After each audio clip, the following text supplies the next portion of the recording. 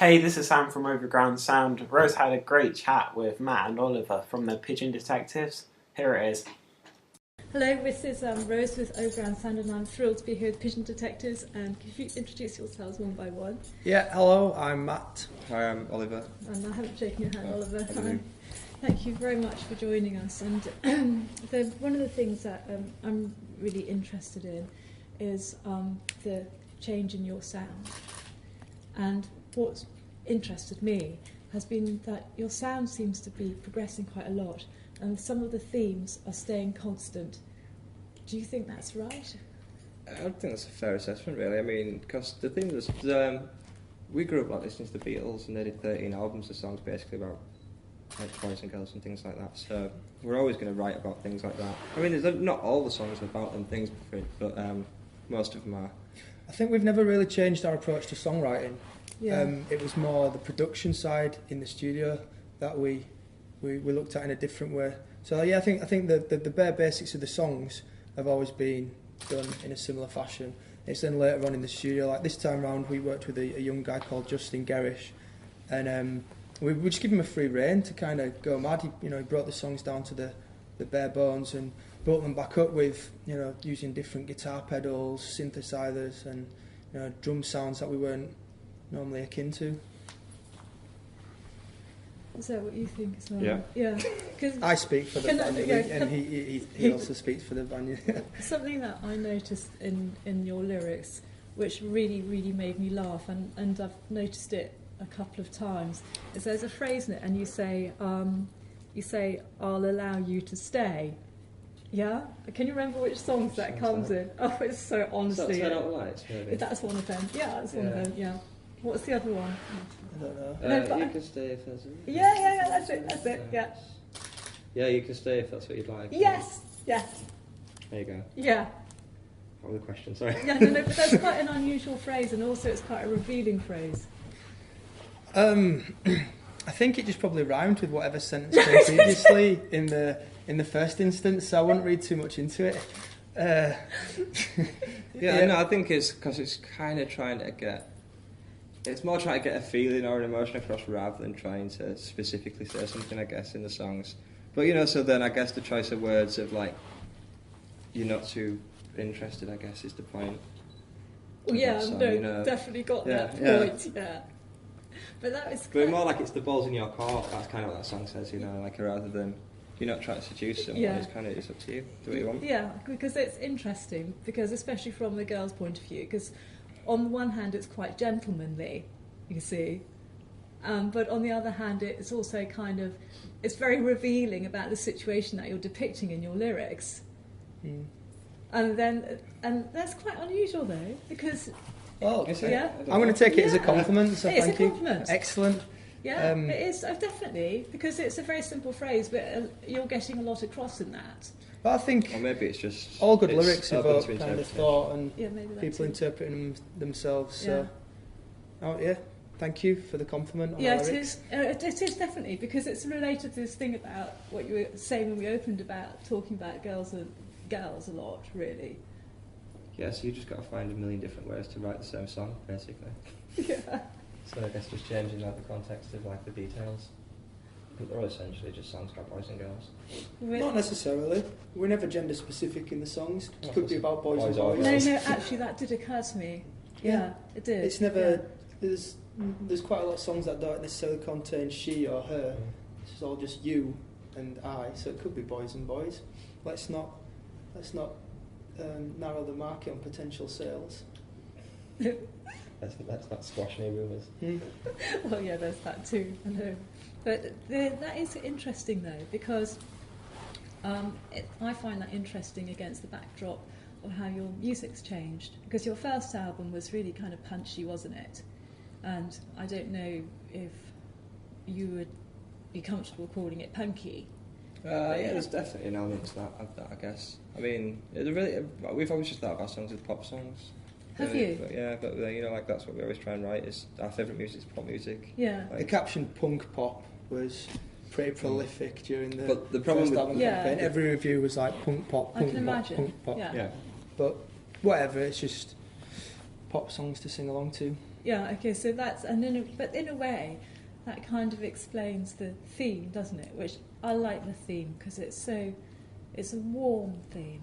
Yeah, it should be, definitely. All our songs have got good intentions behind them. Yeah, that comes across. I mean, I've never just really kind of got the idea of writing about like political things and things like that, because if you're going to write a song, it's essentially an art form. Why would you want to do about anything other than like relationships and love and all that kind of stuff? Like, that's the most important thing that you can write about, so why write about anything else? And do you think, is that uniformly felt by the whole band, that that's the most important thing? I can't think. I think so, otherwise... Yeah. You wouldn't end up doing them, nobody's would you? in this band just for the ride. We're all in it because we believe in it and we enjoy what we do. And when we write a song, we think it's worthy of being listened to by as many people as possible. So yeah, I think everybody in the band sings from the same song sheet. We've known each other for over 20 years as well. So have you? We met when we were 6. And 6. Yeah, we're from a small village in Leeds, so we all went to the same primary school, junior school, secondary school. And 4 of us have just bought houses on the same street, so it's pretty weird, really. I don't think that's weird at all. It's like the Beatles in Help. It's like just like 4 terrace houses right next to each other. We share everything except for girlfriends. No, but that's really critical, I think, because it's not as unusual, perhaps, I don't know how unusual you think it is, but what we find is that where bands are close like that, and it's a genuine closeness, isn't it? I think the only reason like we're in a band is because we're friends, really. When we started, we were literally the only 5 people we knew who played musical instruments in the town we grew up in. So like, we didn't have a choice. We were kind of, if you wanted to be in a band, there were only us 5 that would have been in one. The thing that always makes me laugh as well is we didn't kind of bring in a bass player that could play bass. We didn't bring in somebody that wanted to be a rhythm guitarist. Yeah. Basically, we all played guitar, and we just went round the room. We were like, well, he's brave enough to stand there and sing in front of people, and he's not very good on guitar. He can be the singer. You probably are the best on guitar. You'd be lead guitarist. You own a guitar, so you can be a rhythm guitarist. All that's left for you really is bass. Are you okay with that? And yeah, that's fine. And then we found someone local that played drums. Really? That is exactly how we started. And then what happened? How old were you when you did that? It's brilliant, isn't it? 16, 17. No, we must have been 18. I worked in a bar, so 17, 18. Okay. What was your first gig like? Can you remember it was our entire village, basically. No, the first ever gig. Oh, what was it? The first ever gig we played to like one of our best mates and a blind man. Yeah. Like literally. It was an open mic night, and we just turned up with our guitars. We had a gig booked, and we thought we should probably break our duck before we play in front of 200 people, because we had an inkling lots of people were going to turn up, because we've been talking about this band for ages. So people were coming to either see how good we were or watch us fall on our faces. So rather than that be the first gig, we decided to play an open mic night. And yeah, there was our best friend there who wasn't in the band, and a blind guy heckling us. Really? And the barmaid. Really? That was it. But we knew we were onto something, because the sound guy afterwards came over and said, "Thank God the band that can actually play the instruments has turned up. I really enjoyed that. Like, have you got any gigs?" Yeah, we've got one coming up. And then our first ever gig, we actually put it on ourselves in an upstairs room of a pub, and we just charged friends and family £2 each to get in, and that paid for the PA hire, which was £100. And it went down a storm. Never looked back. What was the first song you guys played together? Can you remember? We did covers. Yeah, Stone Roses, like, Oasis. We did The Doors. The Doors. Did you? We did a Monkeys song as well. Did you? Which one? Stepping Stone. Really? We never played them live though. That was just us working out who was going to do what and how to play together. And then we thought, right, we should probably write our own songs. We should probably write better songs than these. Stone Roses, Oasis, Still trying. Dolls. Yeah, it was a good thing to keep trying to do. So that was when was that? How long ago was that? 2005 maybe, 2004. That first gig. 2004 that must be, I reckon. No, it's The album came out 10 years ago. The album came out in 7. 2001, 2002 that were happening. Is it? Yes, because I was 18. No, we were playing for ages before we ever played a gig. No. No, when we were playing like Stone Roses and stuff. Oh, yeah, the Stone. But when we played our first gig, it was like 2004. That was 2004. Yeah. So hang on, so that I was 13. Oh my god, my maths is so bad. How many years was that? What's that? 8 years ago. Yeah. Oh, it is. 7, 8. 7 or 8 years ago. So when you look at what you're doing now, because I mean, you do big gigs, you guys. You do big gigs. You're sort of like you're a big band, really, aren't you? I've done all right. You have, yeah. I congratulate you for that. Thanks. Yeah, definitely. But when you look back, because it's not so long ago, really, is it? Like you did that. Yeah, it It's feels like forever though. Does it? It's even like recording our last album in New York. Feels like the longest time ago. Like? Oh, by the way, I love that. Yeah, I love it. What was that like? I think probably the best experience we've had as a band, really, I guess. Yeah, it's the one thing we've done as a band that you'll genuinely never forget. You know, some of your big gigs even, you can't quite recall them because you were caught up in that half hour, that hour. You know, it's kind of, you lose perspective of what the gig actually was like. But the 2 months we spent in New York, you know, we lived together and ate together every day, and we travelled into the studio on the subway. So as a band, I think that's probably the strongest memory I'll have from kind of 30 years' time. It's the thing I'll remember the most. I think like now, if we ever go back to New York, like on holiday or whatever, that'll be it'll bring back the memory of being there recording. Because it felt like we lived there. We were there for 2 months, and then Matt went back for like another month or something like that after that. Went back twice. Did you? Enjoyed it that much. Yeah, made friends over there. Kept going back to visit them. It's just a cool place, you know. You soak up everything and everyone around you, and if you spend 2 months there, you can't help but feel like a New Yorker all of a sudden. Really? You know, you're suddenly cursing at the tourists as they all stand there with the maps, and you're thinking, this was me a month ago, but suddenly you get this kind of, you know, you put yourself on a pedestal as a New Yorker, and yeah, it's, you know, it's hanging out in Central Park on the weekends and, you know, stupid stuff. About rides. Yeah, it's amazing. Great 2 months. Would you like to live there? I think, yeah, I mean, if it weren't for the band, I reckon we might have done, but it's not very practical, because like most of our work's done in England, or Scotland, Wales, whatever, Britain.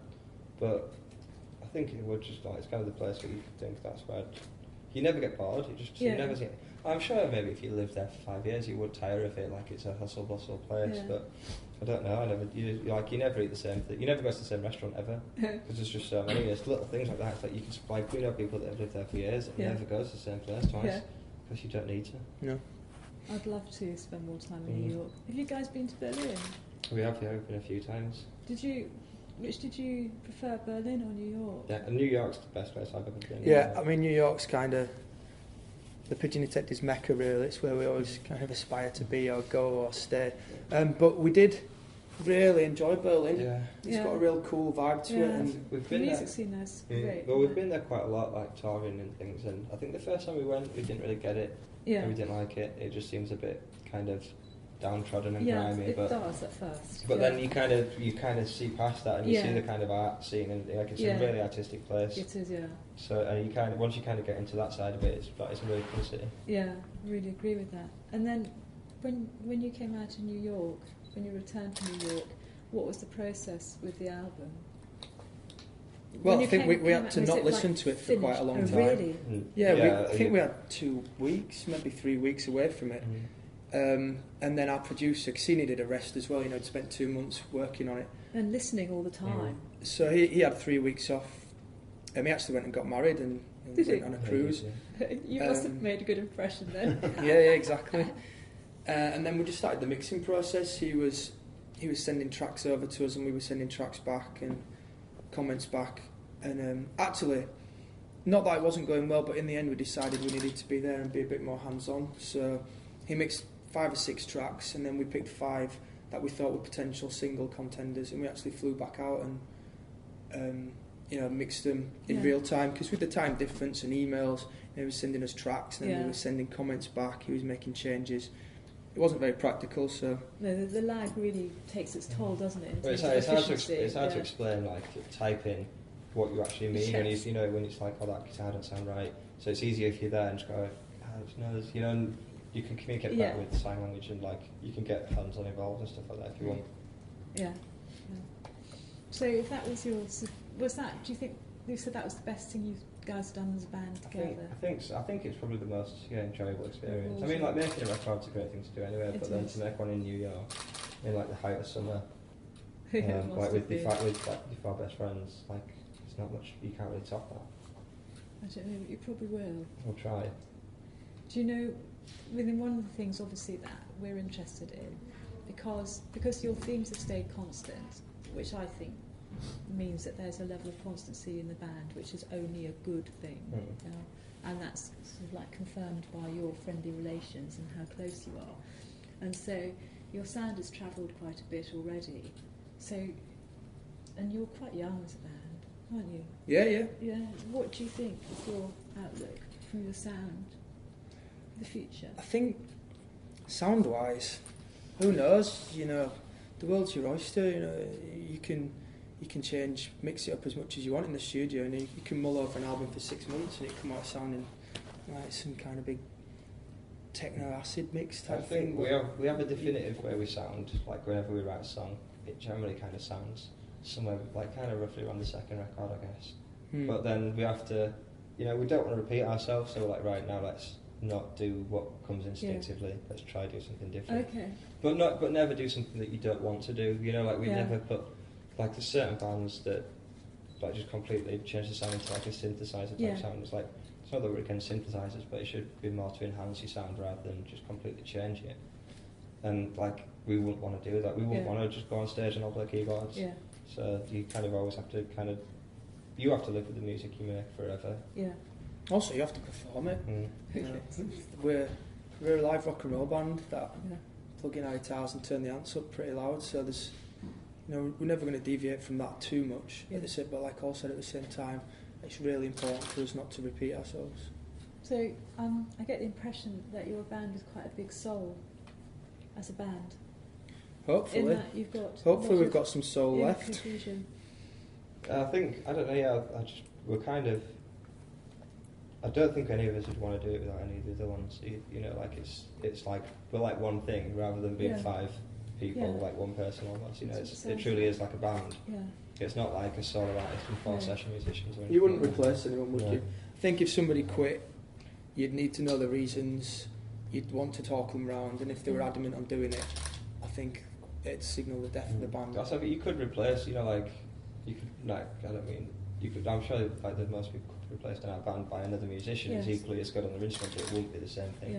You know, like, because it's not just about music, it's about, this is our lives. Sometimes people come in and out of band though, don't they? So it's something that we've noticed, that people come in and out of bands, and so if someone leaves the band, you're not necessarily, the band might carry on and then that person returns, and so you don't necessarily... But it's never the same. That's the thing, it's like Guns N' Roses, like there's only one member of Guns N' Roses in Guns N' Roses, and it's not the same. I never saw Guns N' Roses when they were going around in like 89, 90, whatever it was, but I guarantee that they were better then than they are now, because now it's Axl Rose, it should just be called Axl Rose. I know. Yeah, we kind of see that as well. Do you know what festivals you're doing next year? I don't think many bands are talking about what festivals they're doing yet. I mean, your festival offers start trickling in, and certain ones put embargoes on which ones you can and can't play, and agents are kind of negotiating fees and stuff. So we've got a busy summer ahead of us, but we're not kind of announcing anything just yet, just because we don't want to tread on anyone's toes. There's lots going on behind the scenes with festivals and your agents, so we just leave it to them. And then basically it's a lot of industry bullshit, and then someone goes, right, these are the offers that are good, which ones do you want to play? And okay, can you play? Like, do you, what type of gigs do you like to play best? Do you prefer really small gigs, or do you like the big festivals where they're really rocking? I think big ones. Like everyone says small ones, and like small ones are good. Like, cause sometimes you get like a magic atmosphere in a small gig that you'll never get a big one. Yeah.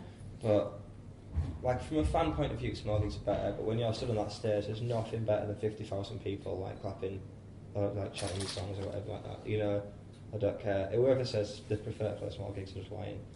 But you know, as a fan, when you absolutely love a band and you've maybe seen them in a small venue and then you go and see them in a big venue, there's nothing that you as a fan like more than seeing the guy that you're or girl that you're a fan of having that effect on so many people. Yeah, that's a fair point. It's But I think magical. for me personally, I enjoy watching gigs in smaller venues. Yeah. You know, like if you could watch U2 in here tonight, that'd be better than watching that at Wembley Stadium. Because you don't feel part of it. You're just affected. It's like suddenly they're not playing to you. They're playing to 80,000 people or whatever. You know, whereas in there it's like 800 people. You're one of 800. You know, it's like more of a special moment. Because did any of you guys catch Red Hot Chili Peppers? We saw them at the O2. Yeah. I'm not a fan really. I don't really like it. Yeah, no, that's the whole point of music, isn't it? Yeah, definitely. Yeah. No, I'm just saying it was a big venue. Yeah, that's bands like that, and it's. So I think if you're that kind of band, I'm sure they'd probably say they like the smaller gigs because they don't get to do them very often. Yeah. But because we're not playing stadiums, we're like we've done like these festival Glastonbury things like in front of 50,000 people. And for me personally, anyway, it's like I'd much rather do that every day than do this every day. Yeah. Not that I don't enjoy doing this every day. No, but I mean, there's a kind of electricity, isn't there? Because there is a connection with everyone. Yeah, it's easy to connect with 800 people than it is 80,000. There's only so much connecting you can do. If you can see people's eyes on the front row, it's a lot easier than just seeing dots in the distance. For me, as a front one anyway, I tend to feed more off the electric kind of buzz of a small venue. But like Al says, playing in front of 15,000, it's a huge ego massage, and you kind of find that extra 10%. Yeah, I think that ego massage. I can't see you doing that. No, but it does feel good. You kind of. There's no wrong with having kind of.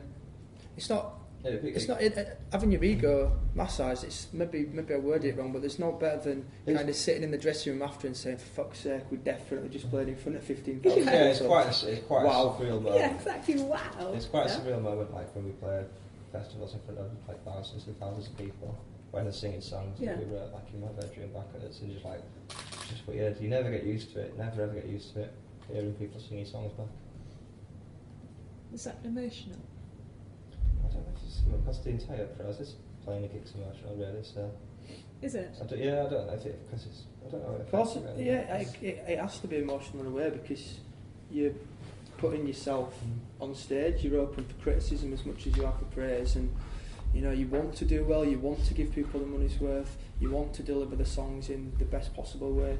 So you can't help but feel a bit drained after a gig, be it kind of physically because we like to put a lot into our performance. Also, emotionally, you know, a long tour can take its toll. You can sit around doing nothing most of the day but still feel tired just because you had a show last night and there's the pressure of a show coming up later. Yeah, I think it has an emotional toll on me anyway. Yeah. My mum cries all the time. She's an idiot. My girlfriend cries as well. So, yeah, they get emotional. I don't cry. No, but you sing. Yeah. Yeah. I've never cried though, just for the record.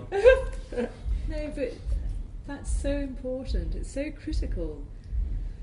Because obviously, to me, it sounds like, because obviously your voice and the songs, they all sound really emotional, and that's obviously what we like, because we want to hear that. And so, if you're surrounded by emotional people, then that's not because you're a stone, is it? I won't read too much into my mum crying. She cries at everything. She cries at X Factor, for God's sake. Does she? Yeah. Oh, I can see where the power of your music is coming from. X Factor. No, not that. Definitely not. No, it's not our sort of like favourite programme at I don't all. mind X Factor. It is what it is, really. I think people take it too seriously. It's just an entertainment show. I like X Factor as an entertainment show. Yeah.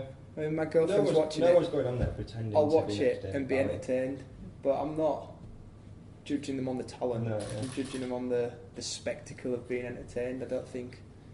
I just, like you just said, I take it for what it is. It's X Factor. They're not going to get the next songwriting genius one on that stage. Bob Dylan will never go on X Factor. No. I just mindless entertainment. I like the whole pantomime of it, me. It is a pantomime. It's yeah. like a modern day kind of pantomime. What would be your favourite way of relaxing then? let's pretend you're not on tour or anything. Yeah, so pretend you just... The what most would you normal do? things are the only things you want to do when you're on tour. Like I dream about taking my dog for a walk and sitting in the house in my pants, Really? playing on the Xbox. The good thing is, we get to go home and your girlfriends are working, so you have the house to yourself all day. Yeah. And, that's the time you just completely unwind, and then obviously when they come home they've not seen you for 3 weeks, so they want to go out for meals and go to the cinema. But when you get home you usually do absolutely nothing for a long time. We're just normal people like everyone else, so we just do what everyone else does. We watch X Factor, we play a computer, we take a dog for a walk, we go out for meals with his girlfriends, we go to the pub on a Friday night, Saturday night, we just do what everyone else does. Yeah. And then during the daytime we write songs and play guitars. Yeah, to be honest, we're planning on having 3 or 4 days off, and then we're straight in the rehearsal rooms. We've got an album to finish. Hopefully start recording that in January. I think we've got about 7 or 8 of the tunes nailed, so we just need to find 3 or 4 songs in a month. Oh, but you probably will. Oh yeah, no, our songwriting, or more so all of us songwriting, comes in kind of bursts of creativity. We'll not do anything for a month and then write 3 songs in a week. Let's just hope December's a good one.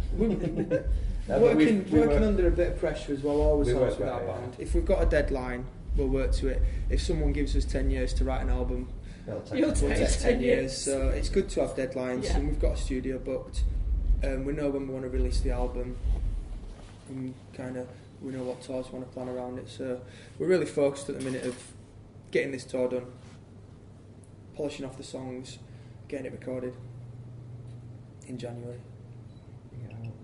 With the second album we've recorded in January. I don't know why we bother. It's What was so the other cold. one that you did in January then? Emergency, we recorded it in January. We recorded the first one like November-ish, I think. We need to record the next one in summer. We did the last one in summer in New York at 2-1. Yeah, we moaned about it being too warm. It's fucking warm this to record. Yeah. That probably became part of the pattern of enjoyment, didn't it? Yeah, no, to be fair, it was good because on Sundays, I think every Sunday we matched with Central Park and you could hear it go to we're back to New York again. Just keep talking about New York. Yeah, it's interesting, isn't it? You keep going back there. What was your favourite thing, food-wise or drink-wise, about New York? There's this right near the studio. There was a pizza place called, what are we called again? Two Boots. Two Boots. And you just get a slice of pizza. Really? And it just I think Pizza doesn't taste like New York anywhere else in the world. No, yeah, New York pizza is pizzas, like, unbelievably good. They don't even accept our pizza as pizza. They Really? that's bread and cheese. That's straight bread and cheese. We're planning to go to New York next year. Visit Two Boots. There's 3 or 4 of them. Yeah, it's only like a you can buy a slice. It's like a McDonald's of pizzas, but it's not a chain like that. Is it 3 of them maybe? No, there's 4 in. So, but there's loads because the best thing is because we were recording with a New Yorker. Yeah. He'd tell us about to go. Oh, So yeah. like there were like a burger place called 5 Napkins Burgers. Which Really? was very good. He said because it was so greasy, you needed 5 napkins to eat. I see. But yeah, so we'd always get recommendations and things, so that was good. Do you have an idea of where you'll be in 5 years' time? Do you have to like? Hopefully we'll still be doing this, really, but We've never had a 5-year plan. We've never had a 1-year plan. We've only like We never had a plan, so it's ridiculous. Maybe you've never needed one. in 5 years we'll have been going almost 10 years. Like Yeah. from We'll be doing a 10-year anniversary tour of Wait For Me. Yeah, Brilliant. that'd be fun, won't it? Yep. Be good. Yeah, lovely. Is there a part of the world that you're not in yet that you'd like to be in musically? I think we've always kind of wanted to go out to Australia, and the timing was never right. And South America is somewhere I aspire to go to, because a lot of bands we actually know play huge gigs out there. Really? We know we could do it. It's just finding the time, making it cost effective, and That's the other problem, is because we're on like an independent label, like we've never signed to a major label or anything like that, so we don't have that major label money. Yeah. And some other bands are just, someone will just give them 50 grand to say go to South America, whereas we haven't got anyone to do that for us, so we have to pay for everything ourselves. Yeah. So it's kind of, unless we can make it work financially, we'll never do anything like that, which is a shame. But I guess like we could go to America and then drive down. It took a while. There must be a way of doing it. I was just wondering, because I was thinking, well, maybe that would be, you know, something in 10 years' time that you guys would be doing or something. Because there's big gigs to be done in South America, but they don't have a record industry as such really there, because it's all black market, you know, obviously no one buys CDs really. So it's hard to gauge if you're popular or not, you know, to book a gig. Very we could be able to play stadiums for all we know, but you know, you just don't know, do you, until you go out. I think we'd be slightly aware if we were a stadium band in Brazil. You get an inkling. Somebody'd probably mention it on Twitter. I like to think it might be. But we do get quite a lot of Twitters and Facebooks and stuff from people from South America asking us to come and play gigs. That's interesting. So we've got fans out there who've heard of us. Yeah. Somehow. I don't even know if we've ever released a record there, but Maybe we could do something really kind of low cost, like a kind of acoustic tour or something to see what happens. on a canoe, just get there. A canoe tour. Down the Amazon. I wish you all the best, guys. Oh, If thank you've you got very to go, or I don't want to We- keep you. I'm always really conscious that I don't Yeah, want to eat. we need to eat. We I have to know, eat as I early as don't want possible, to just because of eat- the. But I've enjoyed this eating chat. It's time. been one of the more interesting ones. It's not just like a notebook of. So why are you called the Pigeon Detectives? Yeah. Oh. Can I just start off with why did you get your band name from? No, you can't. Is that really your hair, or is it a wig? Yeah, I love your hair. Oh, thanks, I grew it myself. We're really interested in the music and the people. No, I could tell. Thank you Yeah. for the interview. It's been a Yeah. pleasure.